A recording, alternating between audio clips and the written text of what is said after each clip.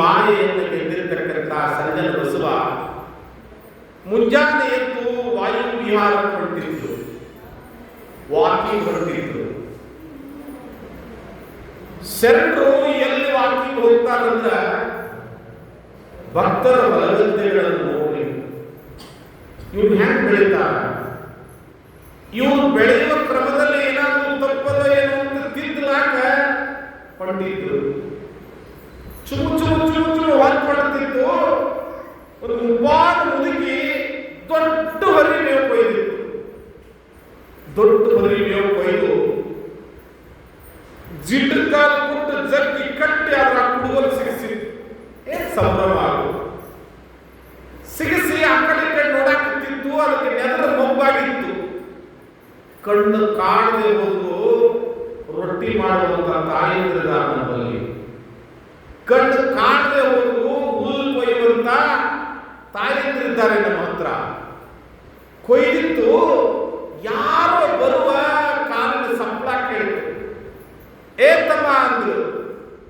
ಯಾವಾಗಲೂ ಯಾರು ಸಂಜನ ಬಸವ ಶಿವಯೋಗಿಗಳು.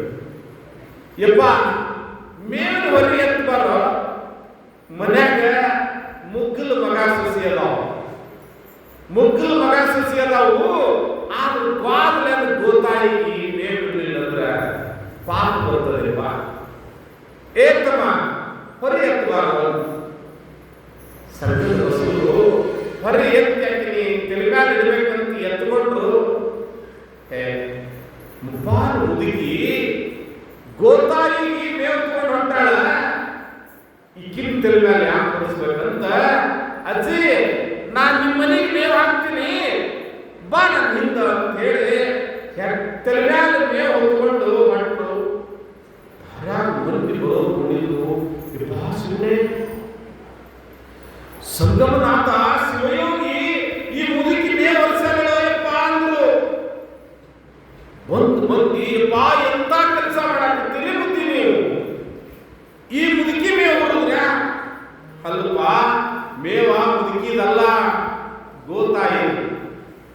ಮುಪ್ಪಾದ ಮುದುಕಿ ವಯಸ್ಸಾದ ಮುದುಕಿ ಮ್ಯಾಲ ಮಕ್ಕಳು ಇದ್ರೂ ಕೂಡ ಮೇವು ಹೊರಿಸ್ತಾರಂದ್ರ ಮತ್ ನಾ ಮಗ ಅಲ್ಲ ಏನಕ್ಕೆ ಆ ಮಗುವಿಗೆ ಬಂದಿರತಕ್ಕಂಥ ಪಾಪ ನನಗೆ ಬರುವುದಿಲ್ಲ ಏನ, ಅದಕ್ಕೆ ನಾವು ಬಿಡ್ರಿ ದಾರಿ ಬಿಡ್ರಿ ಅಂತ ಮಂದಿ ಅಡ್ರಾಸ್ ಮೇವು ಕಸಿಕೊಂಡು ಏ ಕೋಡಿ ಮುದುಕಿ ಯಾರ ಮೇಲೆ ಹೊರಿಸಿ ಮೇವ ಯಾರು ಹೊರಿಪ್ಪ ಸಂಜನ ಬಸವ ಶಿವಯೋಗಿಗಳು.